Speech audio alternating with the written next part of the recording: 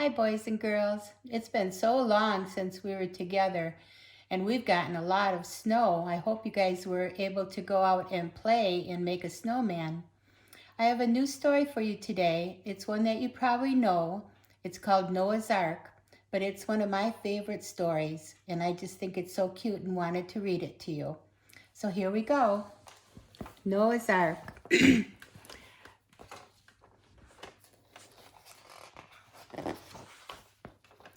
Once long ago, the earth had become a very bad place. People were hurting each other, and no one was obeying God. God was disappointed. He decided the world needed a new beginning. Noah and his wife and their 3 sons were good people. The sons were married to good women. God knew that Noah and his family would listen to him, so he trusted them with a very serious job. God told Noah that a flood would soon cover the earth with water. He told Noah to build a boat for himself and his family. This boat, called the ark, would have to be big enough to save Noah, all of his family, and a pair of every kind of animal in the world, too. God promised Noah that he and his family would be safe inside the ark. God told Noah to trust him. Noah listened carefully to God, and as he always did, then started to build the ark. His sons helped him, and his wife and sons' wives filled the ark with everything they would need to survive. Noah and his family worked and worked. It took them a long time to build the ark, but finally they finished it. Noah and his family were almost ready for the storm. The sky slowly darkened, and soon there was a long line of animals parading toward the ark. The animals lined up 2 by 2 with a male and female of each kind ready to board the ark. Pairs of zebras and giraffes and elephants lined up. Rabbits, horses, and turtles lined up. Lions, monkeys, and dogs stood in line too. Noah watched the clouds gather as he stood at the door of the ark. "Welcome," Noah said to each of the animals as they entered the ark. "We must hurry. The storm is coming." The animals moved faster and quickly came aboard, but many still stood impatiently in line. Looking into the darkening skies, Noah's wife worried that it might be too late.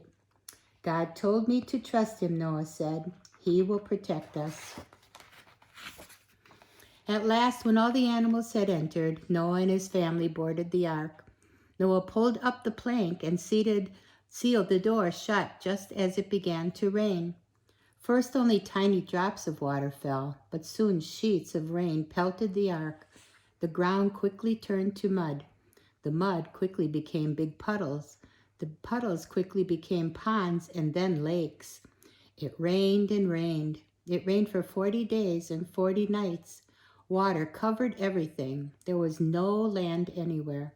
Even the mountains were covered with water.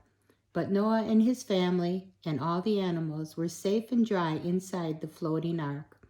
They were all that was left in the world. Noah and his family felt frightened and lost. The animals were restless, and they were all very tired of traveling. They looked out the window. There was nothing but water, miles and miles of water.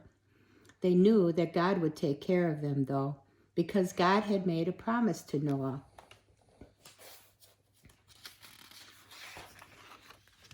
Finally, the rain stopped. Noah looked out the window. All he saw was a sea of water. It was not safe to leave the ark. Over the next 2 weeks, the water sank lower and lower. The ark ground to a halt near the tops of the mountains of Ararat. Noah and his family were very happy to reach firm land, but they still did not know if it was enough dry land to settle on. Noah and his wife decided to release a dove into the air. The dove flew away and returned before dark. There was still too much water. After 7 days, Noah gently released the dove again. This time the bird came back with an olive branch. Noah was very pleased to see something green and growing. Noah waited patiently 7 more days and then sent the dove once more. This time the dove did not return. Noah knew that there was enough dry land for them to safely leave the ark.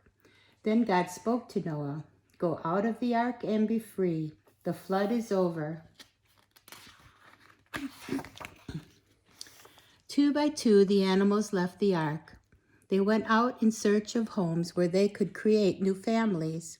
Noah had trusted God. God was so pleased, he decided to make a special promise to Noah. He promised him that he would never bring another great flood.